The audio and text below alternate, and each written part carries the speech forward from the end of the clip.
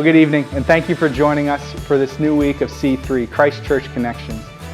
We're so glad that you've been able to join us tonight. We're going to get into the book of 1 Samuel tonight. And I have a personal love for 1 Samuel. It's a really special book in the Old Testament for me and my family. About 4.5, 5 years ago, I was leading a small group here at Christ Church with some men, and we were looking through the books of 1 Samuel and 2 Samuel. And it was at that time that me and my wife had our son, Samuel. And it was just the love and the way that God met us in that time through our reading of 1 Samuel and 2 Samuel that caused us to fall in love with the name Samuel for our son. And so it's always held a special place, and I hope that in your readings this last week, you've been able to really connect with God and see the ways that God is working through the lives of these characters in the Old Testament. And so I'm blessed to be joined here with Pastor Chris, and we're going to have a little bit of a discussion of some of the significant movements that God brings us through in these books. And so we're coming out of the era of Judges. We're coming out of this time when, as Judges closes, where everyone did as they saw fit. Everyone did what was right in their own eyes. And Israel is facing some kind of crises internally and externally. They have, as we read about in this first story of 1 Samuel, some corruption in the temple, some corruption in the priests, with Eli and his sons. And they also are facing the Philistines. All throughout the books of Samuel, we kind of get this, the Israelites set apart against the Philistines. They're their main adversary at the time. And so inside and outside of the Israelites, they're facing these crises. And a lot of the people are calling for a change. They see all these other groups around them, all these other cities and all these other nations around them lifting up their own kings. And Israelites are saying, hey, what about us? Where's our king? That's what would fix these issues. That's what would give us security. That's what would give us stability. We need a king. And the prophet Samuel kind of is worried. As you preached about in your sermon, the prophet Samuel goes to God and says, God, they're asking for a king, and I know that's not a good idea. They had tried to do that before with the judge Gideon, and Gideon kind of pushed him away and said, no, that God is our leader. You don't want me to be your leader. God is our leader. Well, it came back around again. Mm-hmm. And so Samuel gives these warnings, but God also says, okay, you can have your king. Mm-hmm. Why do we seem to seek for security and status in everything that isn't God? Yeah. Well, I think we're a lot like the Israelites. I mean, let's be honest, if hindsight being 2020, it's easy for us to look back and criticize the Israelites. We're like, wasn't God their king? Like, why do they need an earthly king? But they didn't see it that way. They just saw everybody around them having a king, and in their mind, everybody around them was more successful than they were. So they thought, well, if we have a king, things will be better. And like I said this past Sunday when I was preaching, God's finally like, okay, if that's what you want, here you go. But with that comes some potential consequences. And God has Samuel lay those out for them. But they get their king, and everything starts off good. Saul starts off like a really good king. And he does some things that get people excited, and he's following God, and Samuel anoints Saul as the king, and off they go, and everything seems like it's going to be fine. Saul then kind of gets caught up in being a king, and it's this royal consciousness that I talked about on Sunday. It doesn't matter how it starts and how authentic the king wants to be, eventually you do everything you can to keep the power that you have. And Saul actually starts trying to use God to win battles. He starts trying to twist religious blessings and prayers to try to actually win battles. And that's when God's had enough. And God reaches out to Samuel and is like, you got to go pick a new king. Now, like I said, this past week, great, I get to pick a new king, but the current king's still in in the position. So Samuel's kind of taken his life into his own hands, and they go through this big process, and David's father runs everybody but David by Samuel to be the next potential king. And then it isn't until the end when Samuel's like, do you have anybody at all left? Like, do you have any other kids? And he pulls David in out of the field, and David comes in, and there's where Samuel finds, well, through God, finds that there's a king after God's own heart. So they anoint David, and David ends up in the palace with Saul because Saul's losing his mind. Like, Saul's going crazy, kind of like, I don't know, the king from like Lord of the Rings. Like, he's lost his mind. But when David plays the harp, Saul calms down. So Saul's okay with David. And then we pick up, and all of a sudden you have this new story where David ends up kind of in the wrong place at the right time, I would say, because Goliath keeps coming out. You mentioned the Philistines, and Goliath is kind of their head guy, and he keeps coming out and taunting the Israelites, and everybody's afraid of him. And taunting God. Taunting God, taunting the Israelites, taunting Saul. Everybody's afraid of him because he's a giant, and David's like, I'll go, because David has God on his side. David's faith is in God. Saul tries to give David all his armor. It doesn't fit. It's too big. He takes all that off. And we all know the story from Sunday school, right? 5 stones, slingshot. He kills Goliath. And we talk about the David and Goliath story all the time. When the underdog beats who's not supposed to be beaten, there's no better story than the actual story. David beats Goliath because of God. Not because of his own strength, but because of God. You would think that would make Saul look to God and say, I need to get back to who God is. But Saul's still trying to wrap his head around worldly approaches to solving conflict. Mm-hmm.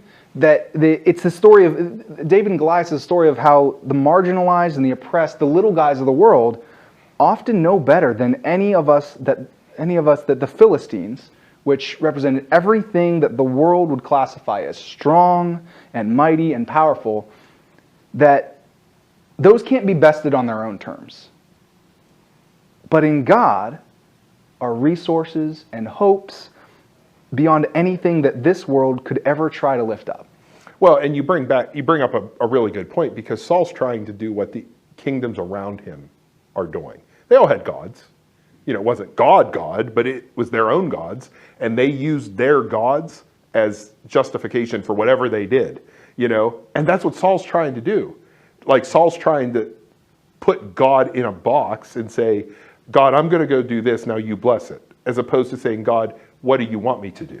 And ever since the Exodus, God has called the Israelites to have a different relationship, this covenant relationship. God has called the Israelites to operate differently in relationship between God's people and God. You can't emulate everything that you see around you. God is calling them to be set apart. Mm-hmm.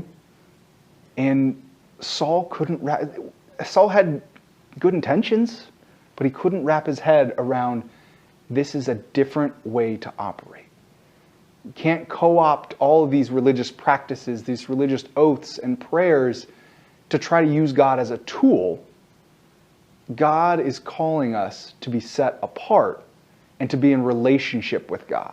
None of that's happening today, right? Right. I mean, all over the place. People want to say God's on their side.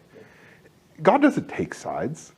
I preached on this a couple weeks ago. God's not Democrat or Republican. God's God. It's about us coming in line with God, not God picking a side. All through Joshua, Judges, Ruth, Samuel, God doesn't pick a side. God is God. And that's what our religious practices, our prayers, our worship, our time with God is meant to bring our hearts and our wills in line with God's heart and God's will. Mm-hmm. Not the other way around. Right. Not to manipulate God, to try to have God fight for us. God fights for us, and God wins our victories when we, in our hearts, are in alignment with God's heart for this world. Right. And like I said, Saul's kind of losing his mind here. And I guess to a certain degree it's understandable. I mean, the prophet comes in and says, you're not going to be king. David's going to be king. And David goes out and beats Goliath. And instead of that drawing Saul back to God, all it does is alienate David from Saul. So Saul wants David killed. Yeah, Saul goes off the rails. Completely. And so David goes on the run. And understandably so. Yeah, David goes on the run. He has a small group of kind of his men with him that are loyal to him and they're willing to stand up for him.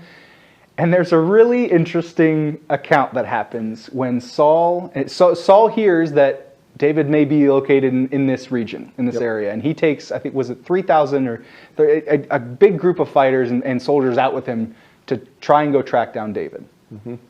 And Saul has to relieve himself. Yep. And that's exactly what you think it is. Yes, it absolutely is exactly what it sounds like. And so Saul enters into a cave. And it just so happens that David and his men are a little bit farther back in that cave. Mm-hmm. And so David's men they basically begin salivating. They said, this is our chance. This is our opportunity. We can take out Saul. We can be safe. We won't be pursued anymore. And so David sneaks up behind Saul. Saul is completely oblivious. And he cuts a corner off of his robe. Instead of killing him. Right. Pulls out his knife, cuts a corner off of his robe, and otherwise lets Saul exit the cave. Right. And like his men, I'm sure, are dumbfounded. Mm-hmm. And in the reaction to that, David actually feels guilty that he even did that. Right. David still had this. We are able to see this harsh distinction, this strong distinction between David and Saul, where Saul acts out of his own desires and what he thinks he needs in this world. We never really see Saul turn to God. Mm-mm. We're never really told how Saul prays or Saul goes and spends time with God to discern what he's meant to do. We say that all the time in David's life. Right. And so David recognizes that Saul, for all his faults and all his struggles and the ways that he's come up short in his reign, he was still chosen and anointed by God at one point. And it's not David's role to take out the king of God's people. Mm-hmm. Which is true, and there's an underlying piece to this story that you haven't mentioned yet, and that is David is best friends with Jonathan. Jonathan is Saul's son. So let's be clear, Jonathan was in line to be king. Jonathan knows David's going to be king, and Jonathan still has this great friendship with David. It's why David knew to run in the first place. Yeah. Like, he kind of got the lowdown from Jonathan, like, my dad is gone off the rails, as you said, and he's going to come after you. You better, get out of here. And David then, because he's chosen by God, because he was anointed by God, he had access to what he needed to do what God asked him to do. Saul had the same access. The difference was Saul never used it. Saul kept trying to do things completely on his own, make his own decisions, and was influenced by all the surrounding pagan communities, as opposed to being influenced by God. Now, David doesn't always get it right. As you continue through your reading over through 1st and 2nd Samuel, you're going to see David make all kinds of mistakes. But he always comes back to God. He always repents. Now, there's a lot of fallout from some of those mistakes. But in this particular instance, David turns around and comes out of the cave, and the relationship begins to be mended between Saul and David, specifically because of what David did. And he couldn't have done it without his relationship with God. Eventually, Saul realizes that David is going to be, in fact, Yeah, it's this account. This David calls out to Saul, right, to call attention to allow Saul to see that David was in that cave. David had the opportunity, but that wasn't following God's will for the people of Israel. And it's almost like Saul is able to have a moment of clarity out of this blind rage that he had been pursuing David in. And it's only after this clarity and this reconciliation that they have that the not so well kept secret that everyone else except for Saul seemed to know, Saul admits to. It says, and he tells David, "You're going to be king. You are the next king of Israel, of God's people." And yeah, like you said, it was only through that David turning to God that his relationship with Saul was able to be reconciled and mended. Because Saul used to love David. When David played his music in Saul's court, they had a good, strong relationship, and David was loved by Saul. But it was this jealousy and Saul realizing that David was the leader and the man that Saul couldn't seem to allow himself to be, that broke that relationship. And it was only through David leaning on his relationship with God that their relationship was able to be mended. Well, and that's the thing, because it would be very easy for David to justify killing Saul in that cave after everything Saul had done. Not just to David, but just as a bad king, because he had turned from God. He could have very easily said to himself, "Oh, God has given me Saul so I can take care of this." Like David could have really justified in his mind that. And it goes back to, once you're anointed by God, which we all are, God's anointed all of us. It's about staying in connection with God and allowing God to guide us. Because it's very easy for us to do what we want to do and put the sticker that God told us to on top of it, as opposed to asking God what should be done. David respected that Saul had been anointed. David respected that it wasn't him that was supposed to get rid of him. So David kind of stepped back because he was in connection with God, and it actually started to heal that relationship. Saul remembered that David was someone that he loved. And that was the leader that Israel needed. There's a transfer of power happening here. And that willingness to allow God to inhabit that space between them, inhabit that space between them, that was what the people of Israel needed. Well, exactly. Because who knows what turmoil they would have been thrown into. I'm sure David might have ended up on top, but it would have thrown the people into even more chaos than Saul had already led them into. Right, and sure, David's people would have followed David. Probably half of Saul's people would have followed David because David was the new king. But there would have been this murmuring like, well, David's only the king because he took out Saul. Whereas in this case, because David was patient and because David waited on God, God worked it out to the point where not only did David not have to take out Saul, Saul gave David his blessing to be the king. So it had the best chance to be successful. So the lesson for us is, I'm sure that there are relationships that we all have in our life that are under tension or under stress. And it would be very easy for us to justify walking away from those relationships. It would be very easy for us to justify throwing that other person under the bus. It would be very easy for us to do that. The question we need to ask ourselves is that what God's asking us to do? Or is God asking us to kind of be like David and step back and say, okay, I'm going to do what I can on my side. I can't change what they do. I can only change what I do. And I'm not by any means saying or suggesting that God would ask anyone to stay in a relationship that would be unsafe, or I don't mean that. I just mean we may have disagreed on something even if I'm right, it might not be for me to say to you, get over it. It might be for me to say, you know what, let's... In every relationship that we have, we can allow God to be the mediator. Yep. To be the connection that holds us together. Yep. In difficult times and in great times in a relationship, if we allow God to be in that relationship, to be in that connection between us, then we will allow God to lead us in that relationship. And 1st and 2nd Samuel are full of story after story after story of David and whether or not he decides to follow God, like he did here, or whether or not he decides to follow David, like he does when he's checking out Bathsheba, taking a bath on top of the roof next to him. And sending her husband into war. And making sure her husband dies so nobody knows that he's the one that was with Bathsheba.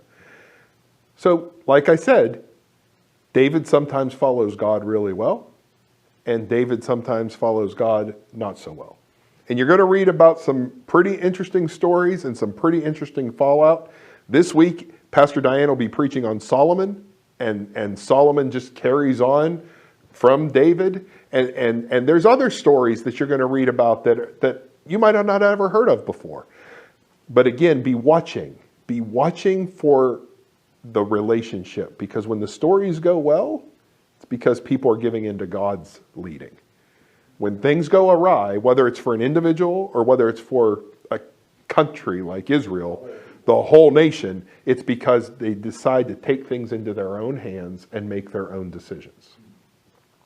And I think there's a lot to be learned for us today in any realm we pick of whether or not are we trying to take things into our own hands, do it our own way, and then say, God bless this.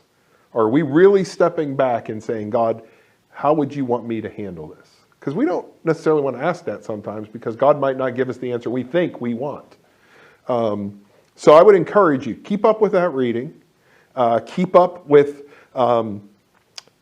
getting connected through our discipleship pathway, through a small group, through giving, through growing by reading through these stories, and ask yourself honestly, am I giving in to God? Or am I expecting God to bless what I'm doing? Only you can answer that. No one else can answer that for you. Only David can answer that. And sometimes he made the right call, sometimes he didn't make the right call.